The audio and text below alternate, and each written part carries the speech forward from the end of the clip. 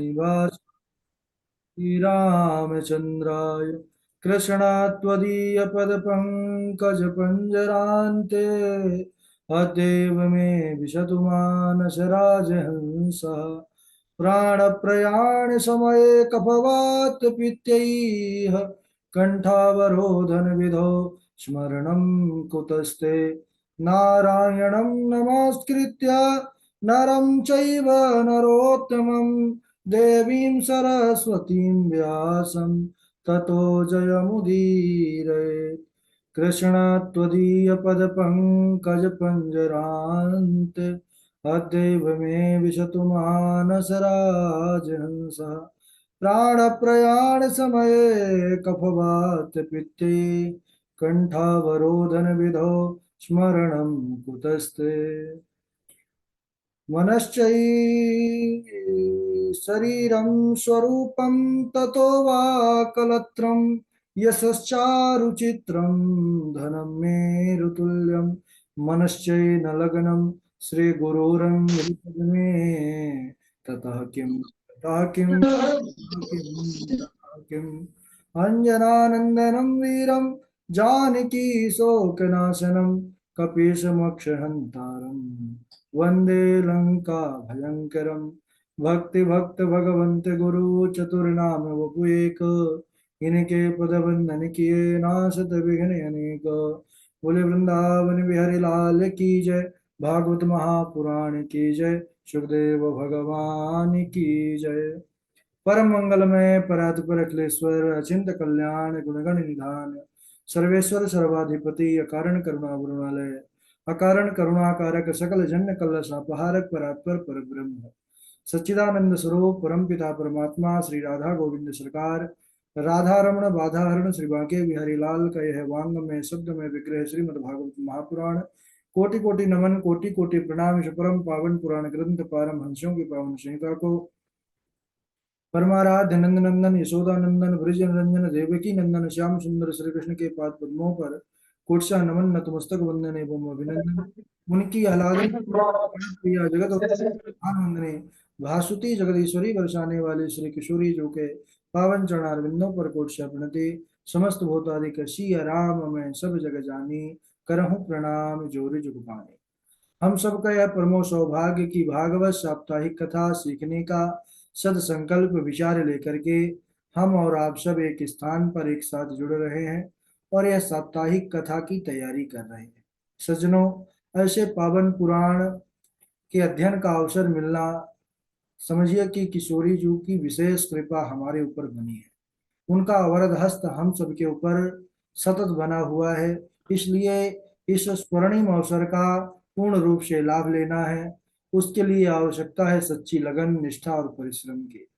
और आप सभी विद्वज्जन प्रबुद्धजन सभी बहुत परिश्रम करने वाले हैं। बस इस श्लोकों को विधिवत रूप से कंठस्थ करते चलना है, चरित्रों का कथाओं का अभ्यास करते चलना है पुस्तिका में, और जो चरित्र हम सुने पढ़ें उसको लिखना अनिवार्य है। बहुत अच्छा प्रसंग चरित्र चल रहा है, हम सब महिमा महात्म्य में प्रवेश किए हुए हैं। और भक्ति नारद संवाद, भक्ति महारानी के पास नारद जी आए। उन्होंने एक आश्चर्य देखा।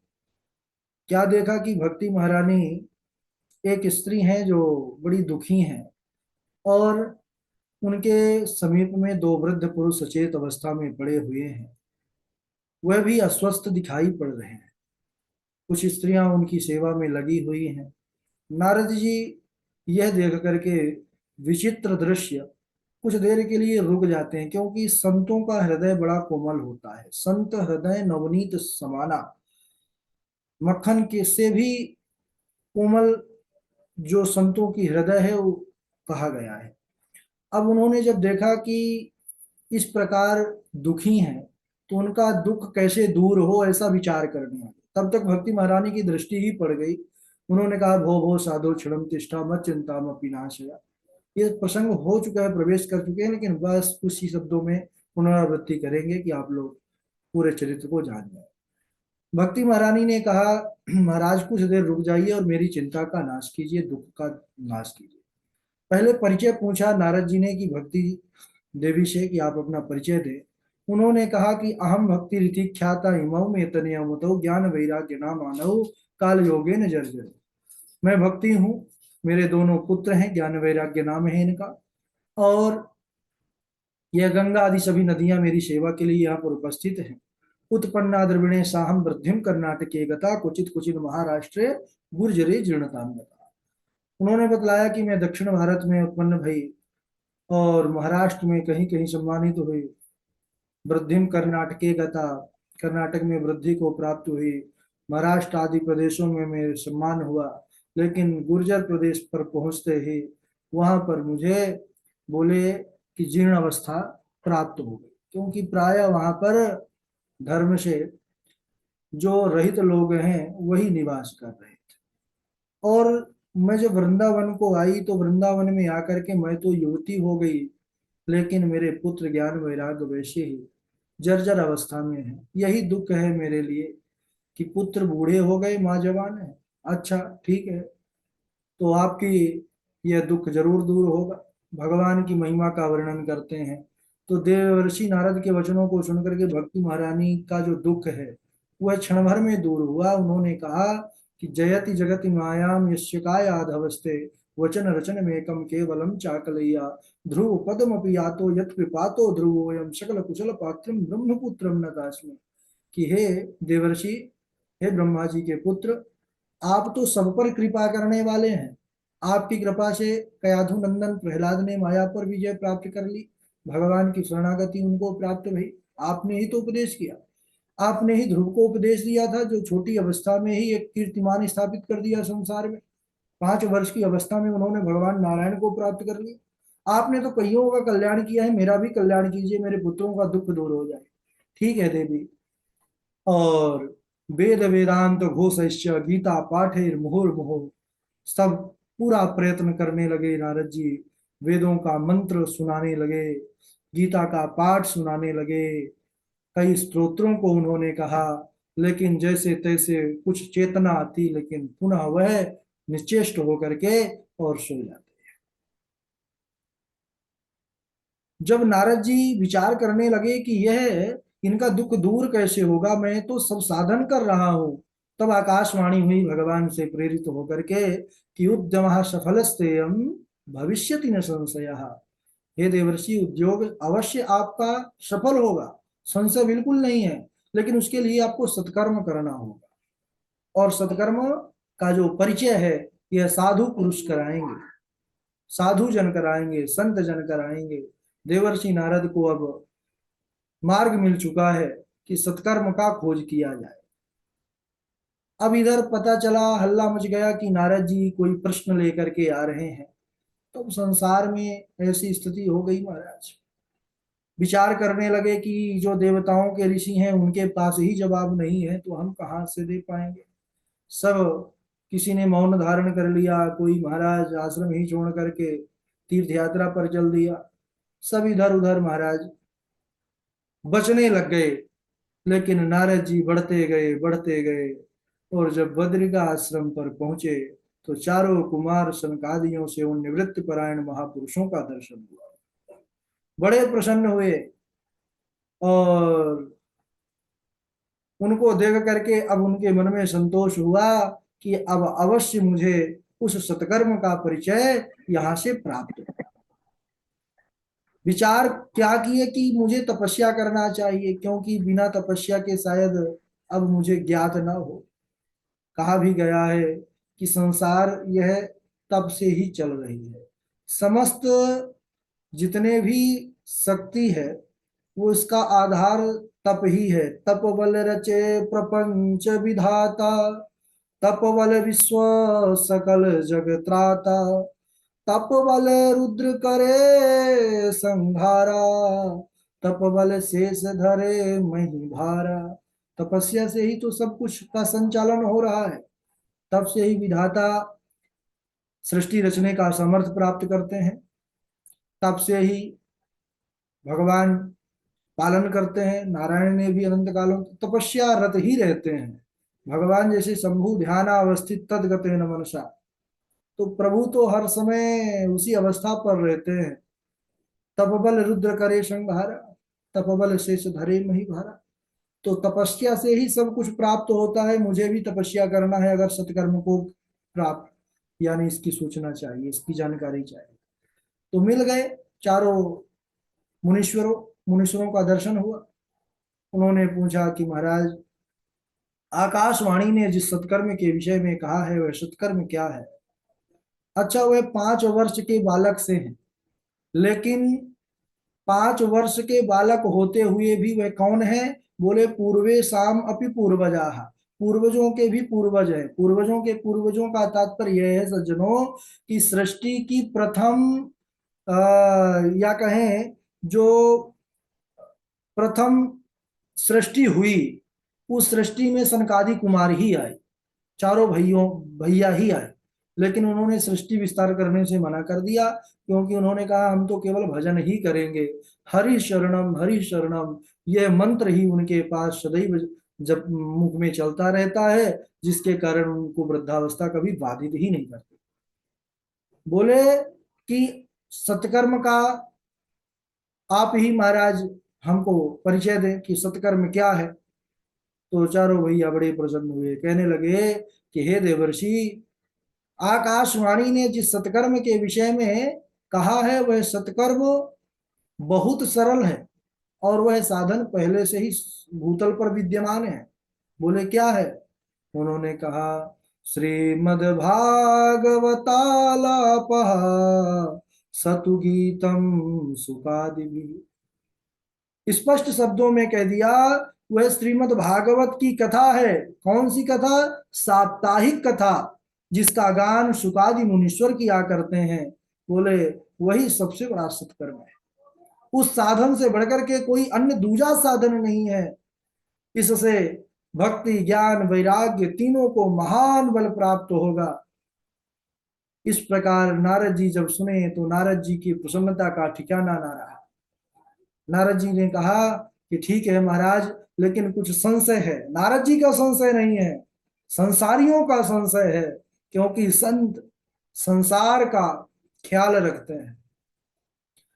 विचार उठा कि भाई वेद वेदांतों का सार ही है। वेद का सार कहा गया है पंचम वेद भागवत को।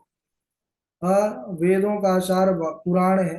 तो ये बतलाइए, जो वेदों के मंत्र से नहीं जगे तो पुराण से कैसे जगेंगे? बोले हाँ, ये बात आपने ठीक पूछा है।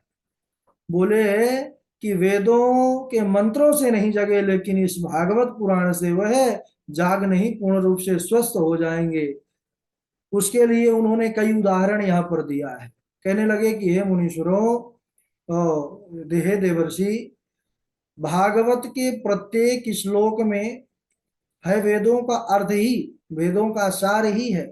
लेकिन जैसे वृक्ष को समझें, वृक्ष का उदाहरण पहले लेते हैं।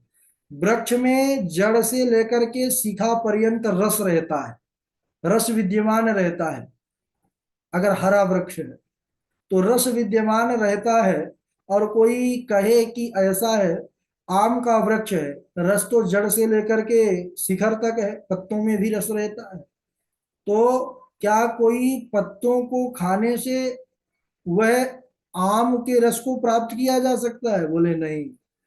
बोले जो मधुरता, जो स्वाद आम के फलों से मिलेगा, ना तो जड़ को पीस करके उसका जल या उसका जो सार होता है उससे मिलेगा, और ना ही पत्तों के जो अंदर रस है उससे प्राप्त होगा। कैसे मिलेगा? केवल फलों से मिलेगा वह मधुरता।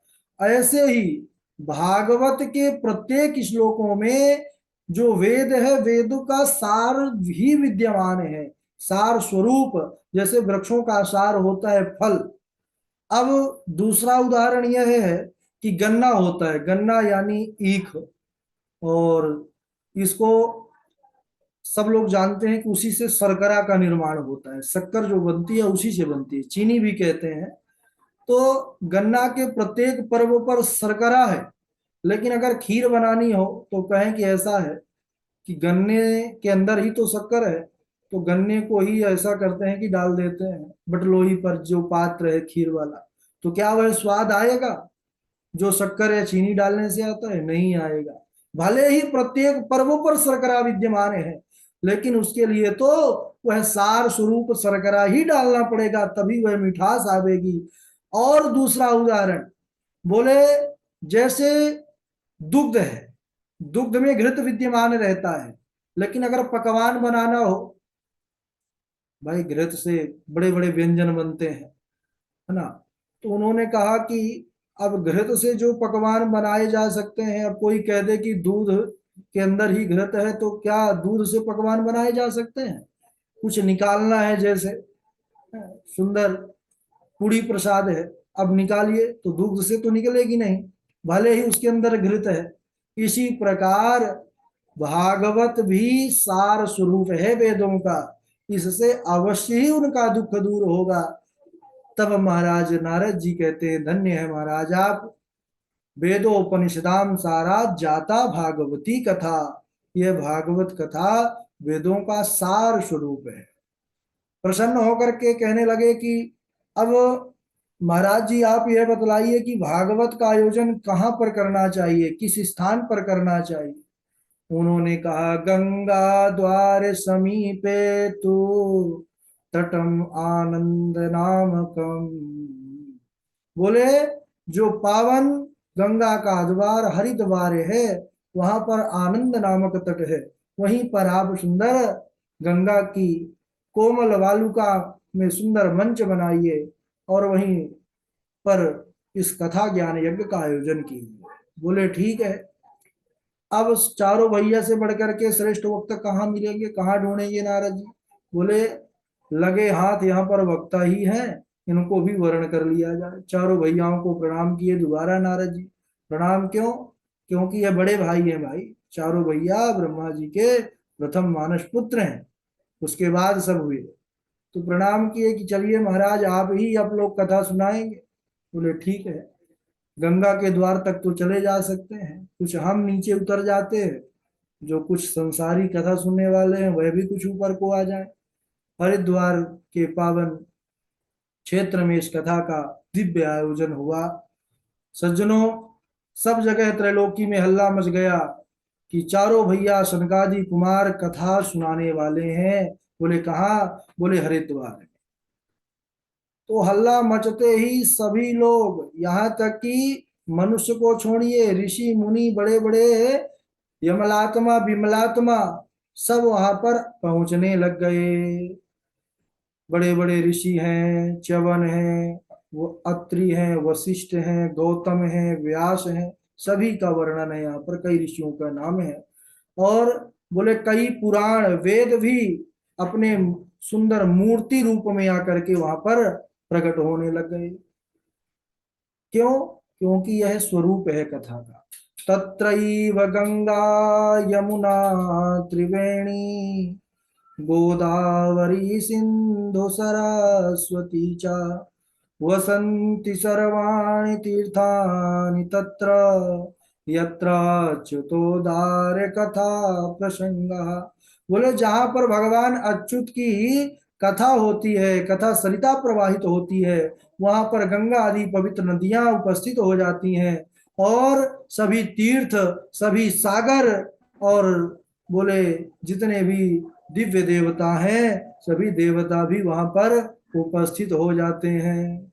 सनकादि कुमार वक्ता के रूप में बैठे हैं।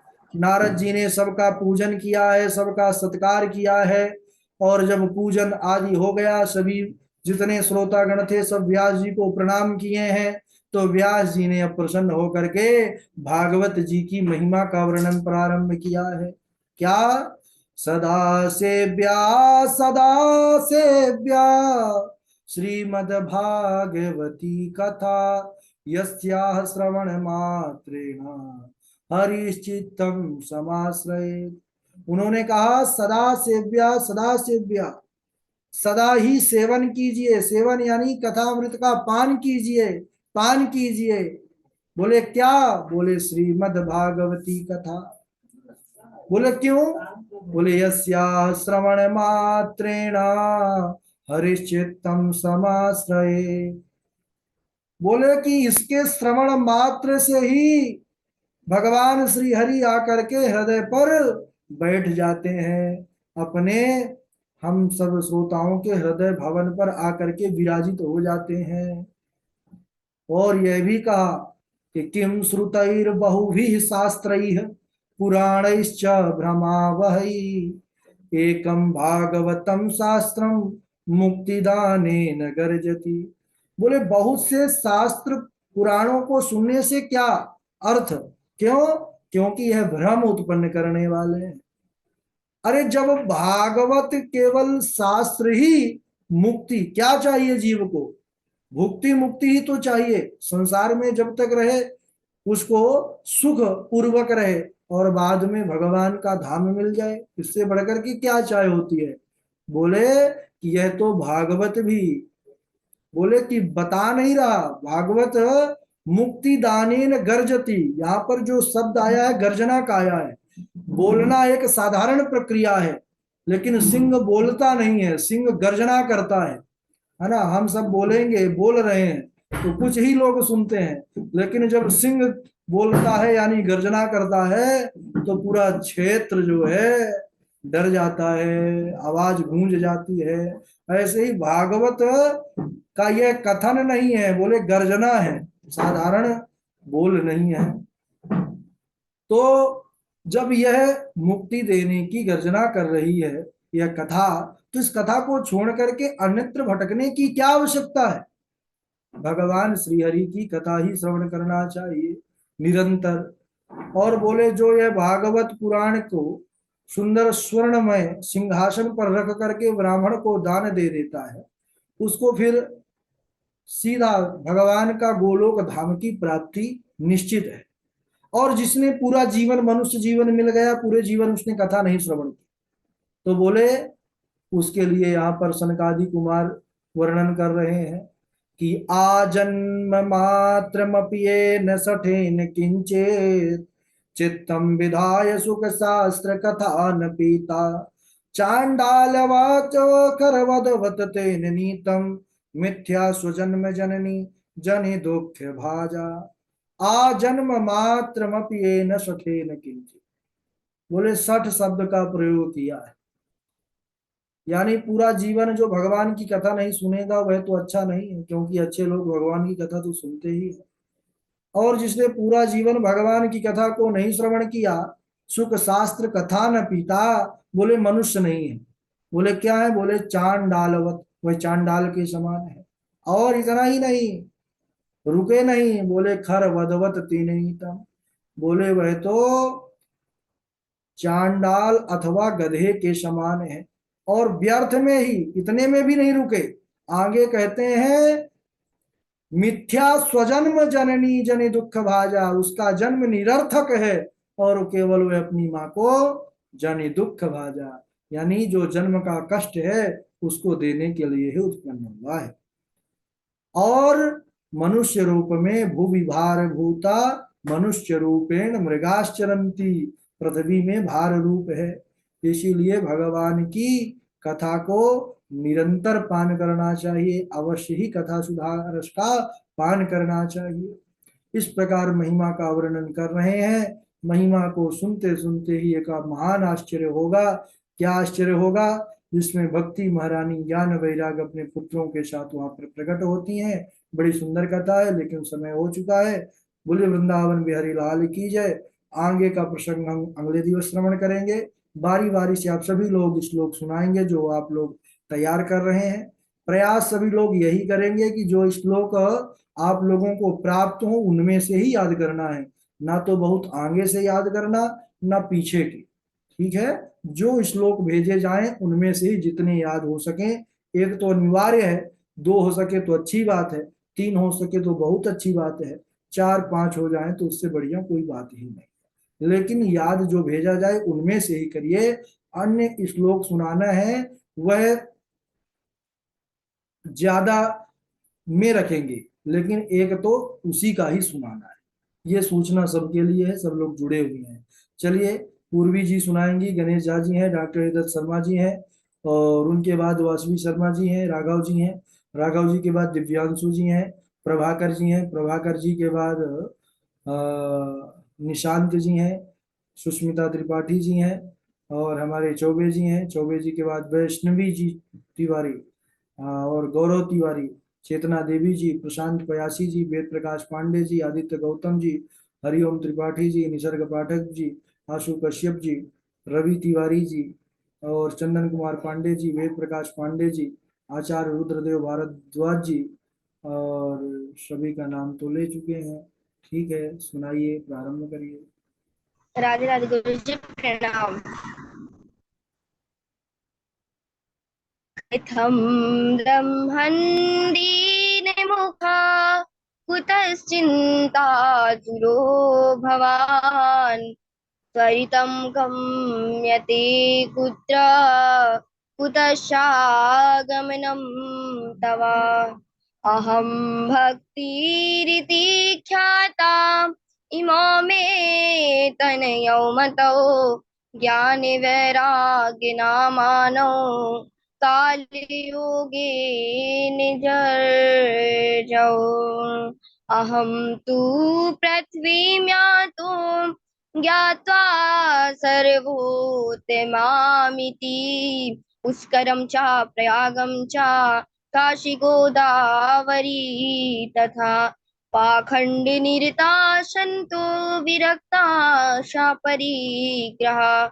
भूभो साधो क्षणं तिष्ठ मतिचिन्तामपि नाशया दर्शनं तव लोकस्य सर्वथा हरं परम् उत्पन्ना द्रविणेशाहं वृद्धिं कर्णाटके गता क्वचित् क्वचिन् महाराष्ट्रे गुर्जरे जीर्णतां गता जयति जगति मायां यशिकायाधवस्ते वचन रचनमेकं केवलं चाकिलय्या ध्रुवपदमपि यातो यत्कृपातो ध्रुवोऽयं सकल कुशल पात्रं ब्रह्मपुत्रं नतास्मि। राधे राधे गुरु जी, प्रणाम। ठीक है, झा जी सुनाएंगे। राधे राधे गुरु जी। हाँ, राधे राधे।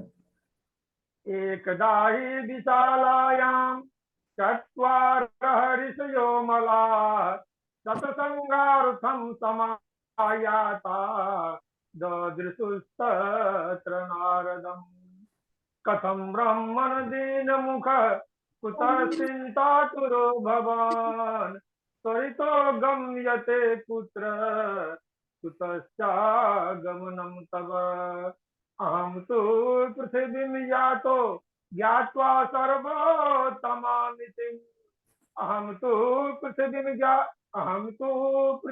यातो ज्ञात्वा सर्वोत्तमामिति पुष्करं च प्रयागं च काशीं गोदावरीं तथा हरिक्षेत्रं कुरुक्षेत्रं श्रीरङ्गं सेतुबन्धनम् एवमादिषु तीर्थेषु भ्राम्यमाणः इतस्ततः। राधे राधे गुरु जी। बहुत सुंदर, डॉक्टर साहब। राधे राधे गुरु जी। राधे राधे।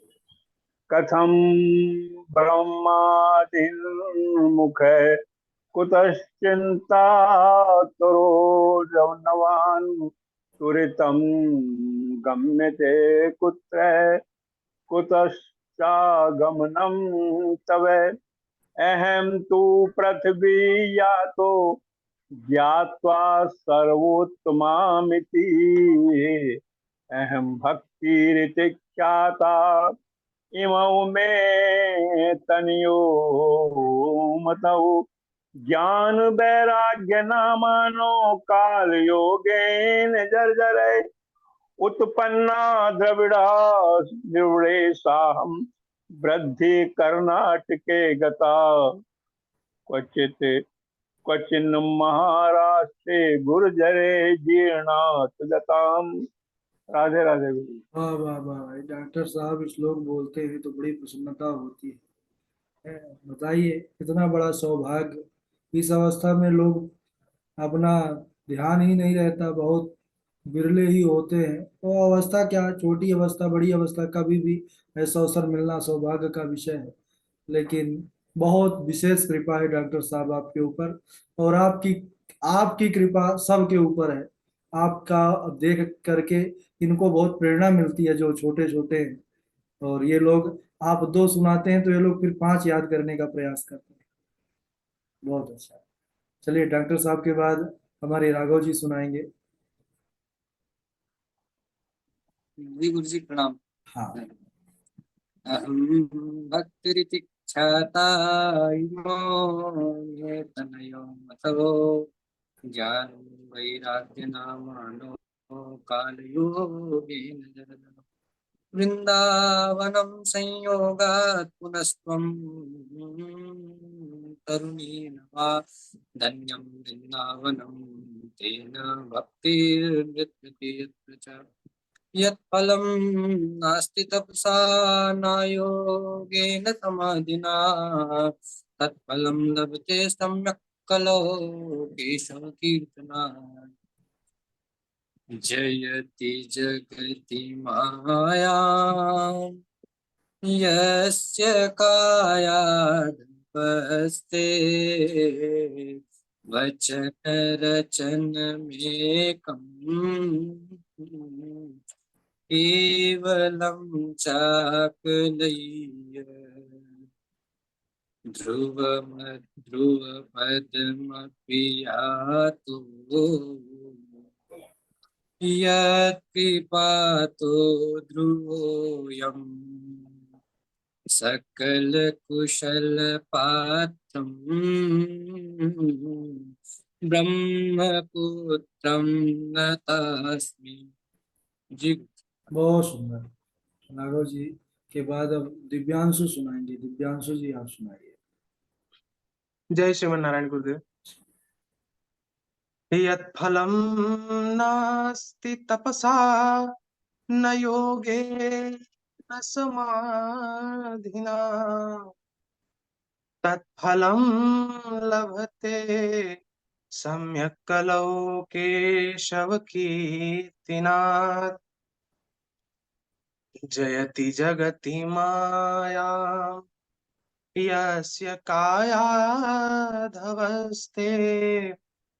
वचन रचनमेकं केवलं चापलस्य ध्रुवपदमपि यातो यत्कृपातो ध्रुवोऽयं सकलकुशलपात्रं ब्रह्मपुत्रं नतास्मि।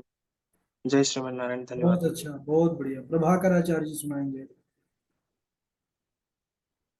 ओम श्री गणेशाय नमः।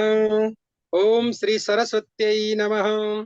कथं ब्रह्मन् दीनमुखो कुतश्चिन्तातुरो भवान् त्वरितं गम्यते कुत्र कुतश्चागमनं तव पाखण्डनिरतः सन्तो विरक्ताः परिग्रह भो भो साधु क्षणं तिष्ठ मच्चिन्ताम् अपि नाशय अहं भक्तिरिति ख्याता इमौ मे तनयौ मतौ ज्ञान वैराग्य नामानौ कालयोगेन जर्जरौ वृन्दावनं पुनः प्राप्य नवीनेन स्वरूपिणी वृन्दावनस्य संयोगात् पुनश्च तरुणी नवा धन्यं वृन्दावनं तेन भक्तिर्नृत्यति यत्र च यत्फलं नास्ति तपसा न योगेन समाधिना तत्फलं लभते सम्यक् कलौ केशव कीर्तनात् जयति जयति जगति माया यस्य कायाधवस्ते वचन रचनमेकं केवलं चाकलय्य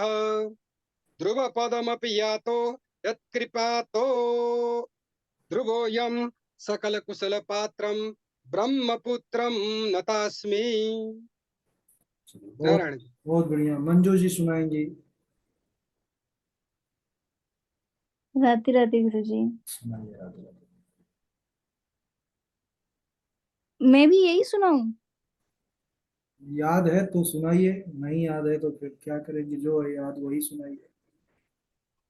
कथं ब्रह्मदिनमुखां कुतश्चिन्तातुरो भवान् त्वरितं गम्यते कुत्र कुतश्च गमनं तव भो चादुक्षणं तिष्ठ मचिन्तामपि नाशय अहं भक्तिरिति ख्यात इमौ मे तनयो मतो ज्ञानवैराग्यनामानो कालयोगेन सर्जरो उत्पन्ना द्रविणे साहं वृद्धां कर्णाटके गता क्वचित् क्वचित् महाराष्ट्रे गुर्जरे जिरतां गता। राधे राधे। ठीक है, सुनील जी सुनाएंगे। सुनील शर्मा जी, स्वागत है आपका। सुनील जी, सुनील जी, सुनील जी नाम है ना कि अनिल नाम है, हमको याद नहीं है। सुनील शायद आपका नाम है। व्यस्त है आप, मंदिर में है। अ, कोटि कोटि प्रणाम। हाँ जी, हाँ, सुनाइए। चौबे चौबे सुना दीजिए। हाँ, कथं ब्रह्मादिनमुखं कुतश्चिन्तातु भवान् वरितं गम्यति कुत्र कुत्रस्य गमनं तव। राधे राधे। ठीक है। सुनील शर्मा जी आप सुनाएंगे। गुरु जी कोटि कोटि प्रणाम। अहम भक्तिरित्याख्याता इमो मे तन्यो मतो ज्ञान वैराग्येन मग्नो काल योगेन जर्जरो उत्पन्ने द्रविणे साहं वृद्धि कर्णाटके गता क्वचित् किं। ये थोड़ा सा अटक रहा है गुरु जी। क्वचित क्वचिन महाराष्ट्रे। कुछ कुछ महाराष्ट्र गुर्जर जनतम गतम। ये पूरे प्रयास कर रहा हूँ जी। नहीं, बहुत अच्छा प्रयास है। अच्छा है, अच्छा, बढ़िया से मेहनत करते जाइए, है ना। अभी जो लोग खटाखट बीच में अटकते नहीं है, खटाखट सुना देते हैं, जिनको याद है उन वो तो बधाई के पात्र हैं। लेकिन जो याद नहीं किए हैं और देख करके सुना रहे हैं, उनके लिए थोड़ा सा बाद में मुश्किल हो सकती है। क्योंकि अब एक महीने में 2 दिन टेस्ट लेंगे और 5 श्लोक आपसे पूछे जाएंगे, प्रत्येक श्लोक का 20 नंबर रहेगा। और 5 श्लोक जहाँ से जहाँ तक आप पढ़ लिए हैं, वहाँ के बीच से कोई भी श्लोक हो सकता है। अभी तो आप सभी श्लोक सुनाते जाते हैं, लेकिन उस समय आप सामने पीडीएफ रख करके भी आप नहीं देख पाएंगे, क्योंकि विद इन 2 सेकंड के अंदर श्लोक बोलना पड़ता है।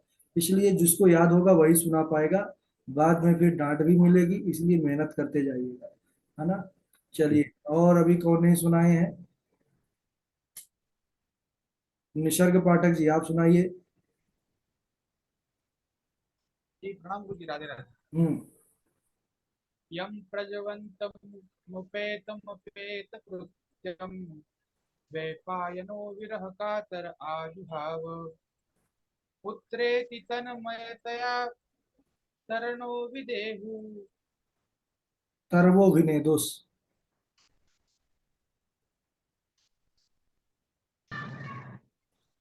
सर्वोभिनेदोष तम सर्वभूत हृदय मुनि मानतोस्मि। सर्वो विदेहु सर्वभूत हृदयम मनु। मुनि मानतोस्मि, ठीक है। आप हमको निसर्ग पाठक जी राधे राधे लिखिएगा, और आप बोलिएगा कि आप नंबर देने वाले हैं किसी का। हम नंबर देंगे झा जी का, या और 1-2 लोगों का दे देंगे, जो आपको जब अलग से ये समय देंगे, ठीक है ना, श्लोकों में, ठीक है। शायद आप व्यस्त होंगे इसलिए ज्यादा नहीं सुना पा रहे हैं, ठीक है। और इसके बाद भावेश गोस्वामी जी, आप माइक चालू करेंगे। भावेश गोस्वामी जी, भावेश गोस्वामी, माइक माइक यहाँ से चालू करना पड़ेगा, फोन से, वीडियो के बगल से देखिए, माइक चालू करिए।